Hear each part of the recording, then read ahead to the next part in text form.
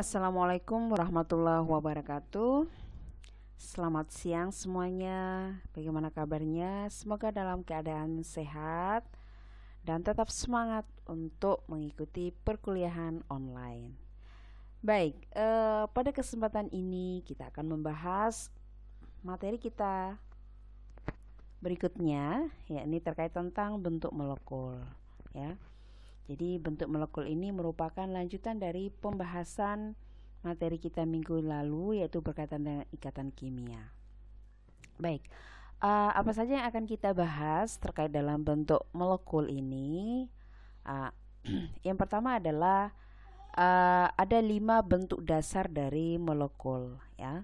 Bentuk dasar itu seperti bentuk linier, kemudian bentuk trigonal planar, tetrahedral, trigonal bipiramidal, dan oktahedral.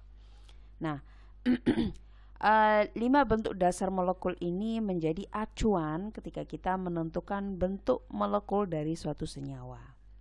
Baik, bagaimana cara kita menentukan suatu bentuk molekul?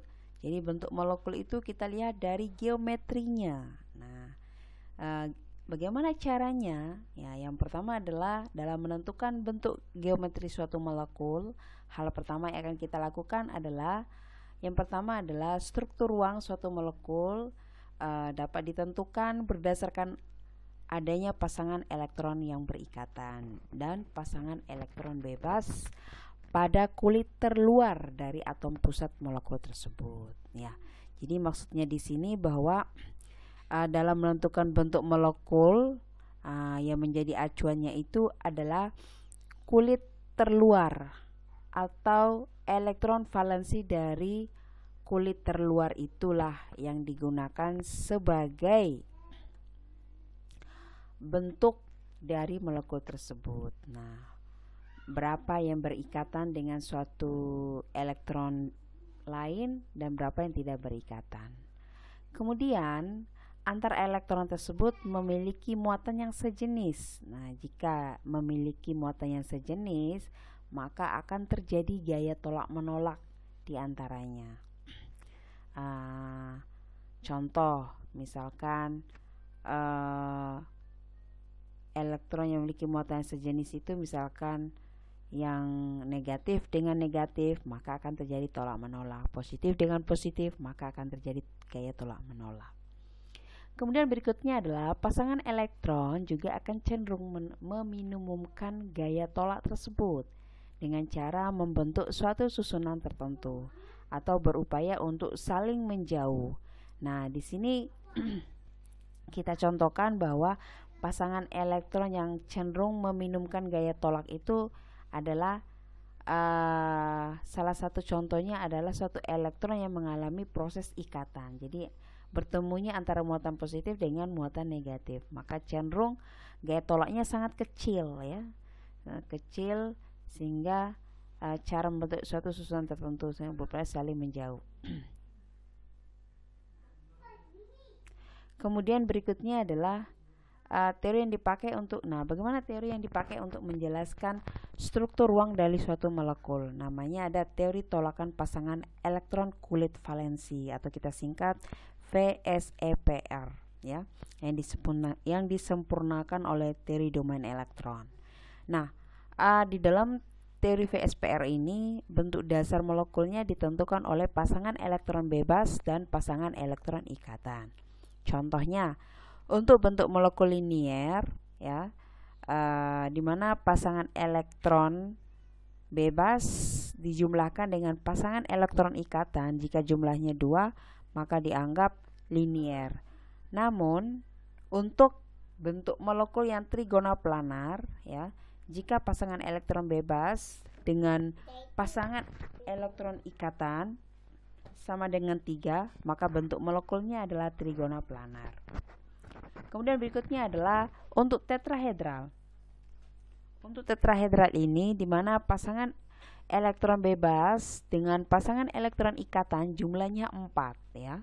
Maka diprediksi bahwa bentuk molekulnya adalah tetrahedral. Kemudian bipiramidal trigonal. Nah, ini jumlah pasangan elektron bebas dan pasangan elektron ikatannya adalah 5. Kemudian untuk oktahedral juga 6 ya. Berikutnya adalah cara menentukan berapa jumlah pasangan elektron ikatan dan pasangan elektron bebas. Maka kita bisa menentukan dengan menggunakan rumus AXN EM, di mana A itu adalah atom pusat dari suatu elektron yang berikatan, kemudian X itu adalah pasangan elektron ikatan, kemudian E adalah pasangan elektron bebas, kemudian M itu jumlah pasangan elektron yang berikatan, kemudian M itu adalah jumlah pasangan elektron bebas.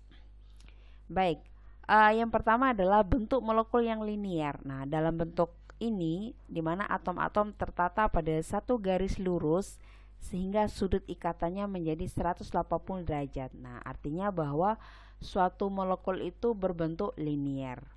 Kemudian untuk bentuk molekul segitiga datar atau planar, di mana atom-atom dalam molekul itu berbentuk segitiga yang tertata dalam bidang datar, di mana 3 atom yang berada pada titik sudut segitiga sama sisi dan terdapat atom di pusat segitiga, sehingga sudut ikatannya antar atom mengelilingi atom pusat itu sebesar 120 derajat ya, sehingga diprediksi dia memiliki bentuk molekul segitiga planar atau trigonal ya. Kemudian bentuk molekul tetrahedron, di mana atom-atom yang berada di dalam suatu ruang piramida segitiga dengan keempat bidang permukaan segitiga sama sisi, sudut ikatannya adalah 109,5 derajat, sehingga diprediksi dia memiliki bentuk molekul tetrahedron atau tetrahedral.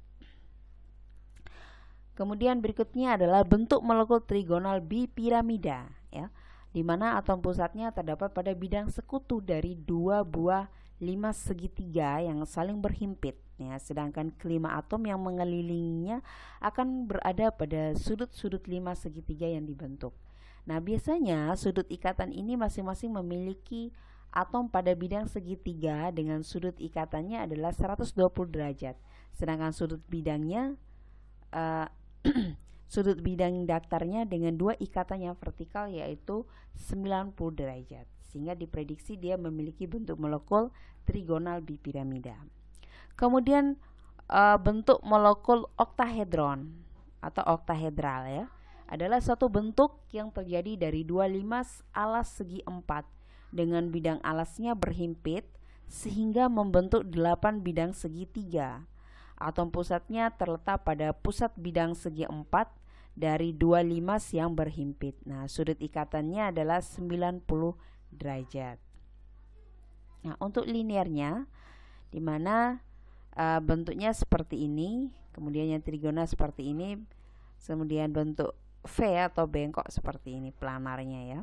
Kemudian piramida trigonal seperti ini, planar bentuk T seperti ini. Tetrahedral, kemudian terdistorsi, kemudian segi 4 planar, bipiramida trigonal, kemudian segitiga piramida segitiga, kemudian oktahedral ya, seperti itu. Nah, di sini adalah bentuk molekul yang didasarkan pada jumlah dari pasangan elektron bebas dan pasangan elektron ikatan ya, di mana bentuk molekulnya di sini dikelompokkan adalah pada 2 dan 3 grup elektron ya. Nah, ini grup elektronnya 1 seperti ini ya, maka linear. Nah, kemudian ini grup bentuk molekulnya 3 ya, seperti ini. Nah, bisa juga seperti ini. Nah, kemudian bentuk molekul dengan 4 grup elektron ya, bisa seperti ini ya, bentuknya tetrahedral, kemudian seperti ini ya. Nah, berikutnya adalah bentuk molekul dengan 5 grup elektron ya, ini dimana pasangan elektron ikatan 3, pasangan elektron bebasnya, pasangan elektron ikatannya ada 5 ya. Kemudian ini adalah pasangan elektronnya 4, kemudian pasangan elektron bebasnya 1 dan seterusnya. Kemudian bentuk molekul dengan 6 grup juga sama. Jadi ini adalah 6 pasangan elektron yang berikatan, kemudian ini adalah 5 pasangan elektron berikatan dengan 1 elektron pasangan elektron bebasnya. Nah, itu terkait dengan teori domain. teori VSPR yang disempurnakan oleh teori domain. Nah, kemudian berikutnya adalah dalam menentukan bentuk molekul juga menggunakan hibridisasi. Nah, apa itu hibridisasi? Jadi hibridisasi ini adalah peristiwa pembentukan orbital hibrida atau orbital gabungan yang dilakukan oleh suatu atom pusat. Orbital hibrida adalah beberapa orbital dalam suatu atom yang tingkat energinya berbeda, itu bergabung membentuk orbital baru dengan tingkat energinya yang sama dengan tujuan untuk membentuk suatu ikatan kovalen. Nah, beberapa macam tipe hibridisasi di sini bisa digambarkan dalam tabel. Jadi ada tabel orbital asal, kemudian orbital hibrida, kemudian bentuk orbital hibrida dan besar sudut ikatannya. Nah, untuk orbital asal yang sp dan dengan orbital hibridanya sp, maka bentuk orbital hibridanya adalah linier dengan besar sudut ikatannya adalah 180 derajat. Kemudian orbital hibridanya sp2, maka akan membentuk bentuk orbital hibridanya adalah segitiga sama sisi dengan besar sudut 120 derajat. Kemudian sp3 tetrahedron atau tetrahedral dengan besar sudut 109,5, kemudian bipiramida trigonal, ektohedron dan seterusnya. Nah, di sini kita contohkan ya. Ini adalah konfigurasi elektron terluar dari Be, di mana Be ini berasal dari suatu senyawa dari BeF2. Nah, yang menjadi atom pusatnya itu adalah Be ya. Jadi atom pusatnya adalah Be. Nah, B ini memiliki jumlah elektron valensinya adalah 2, berada pada subkulit 2s. Nah, di mana orbital s itu hanya 1, jadi terisi oleh 2 elektron. Kemudian konfigurasi elektron B ini terhibridisasi ya. Terhibridisasi berarti di sini dalam orbital P di sini ada 3, maka satu orbital dari P ini akan bergabung dengan orbital yang ada pada S sehingga bergabung seperti ini. Nah, untuk melakukan proses hibridisasi sehingga di sini tersisa kamar 2 atau orbital 2 di mana orbital ini tidak digunakan. Kemudian baru konfigurasi elektron Be pada senyawa BF2 ya. Dan masukkan satu elektron yang dimiliki oleh F itu bergabung dengan satu elektron dimiliki oleh Be dan F dan seterusnya. Nah, inilah yang namanya orbital hibrida sp atau berbentuk linier. Nah, di mana 2 elektron, nah kemudian 2 elektron tidak berpasangan pada orbital ini akan menerima elektron dari F membentuk ikatan kovalen sehingga BeF berbentuk linier. Nah, kemudian bagaimana kalau yang BF3 ya, di mana atom pusatnya adalah B, di mana B ini memiliki elektron terluar atau elektron valensinya adalah 3, yaitu berada pada subkulit 2s dan 2p.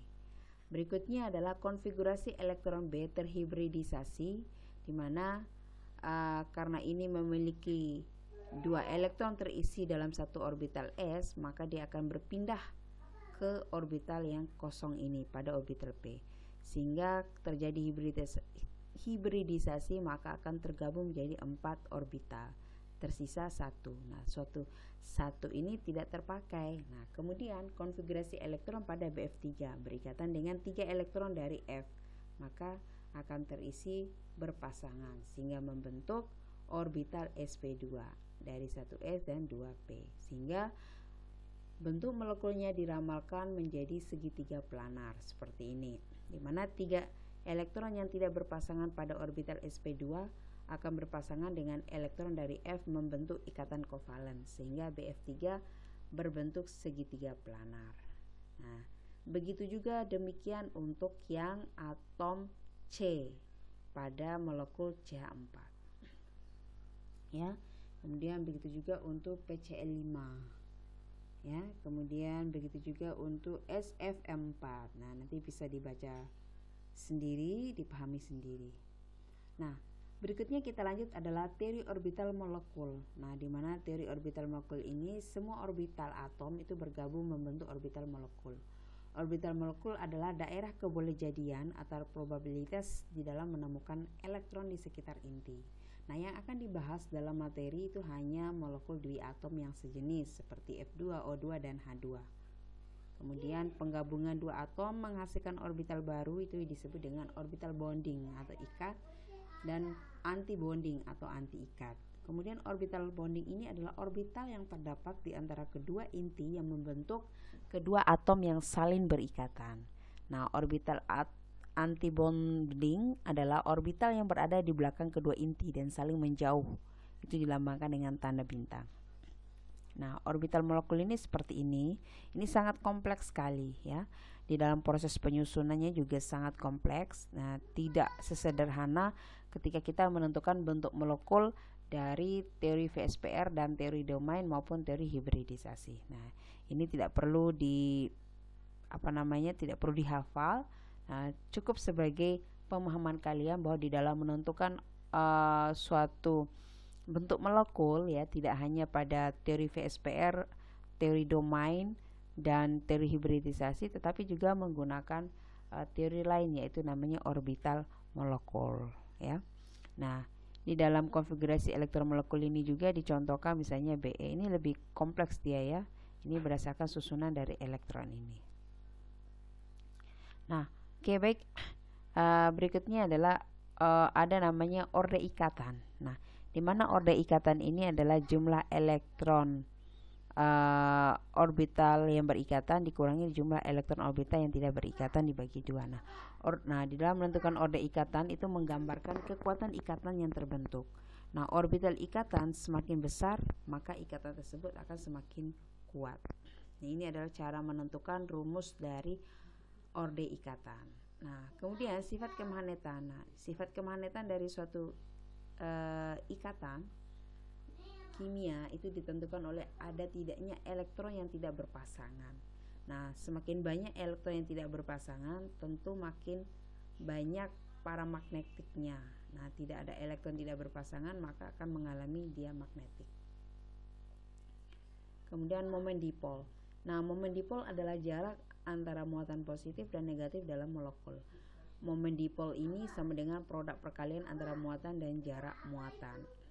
Kepolaran ikatan dan molekul. Nah, jika terdapat perbedaan keelektronegatifan antara dua atom yang berikatan, maka ikatan tersebut bersifat polar, di mana momen dipolnya adalah tidak sama dengan 0. Nah, jadi kalau momen dipolnya 1 berarti dikatakan polar ya. Kemudian pada suatu molekul, jika jumlah momen dipol ikatan-ikatannya tidak sama dengan 0, maka molekul tersebut dinyatakan polar juga ya. Oke, baik. Ini adalah latihan soal kalian untuk berikutnya, dikerjakan dan jangan lupa dikumpulkan minggu depannya. Oke, baik. Jika ada yang kurang jelas dengan penyampaian Ibu, bisa ditanyakan melalui Google Classroom maupun e-Undikma. Terima kasih. Wassalamualaikum warahmatullahi wabarakatuh.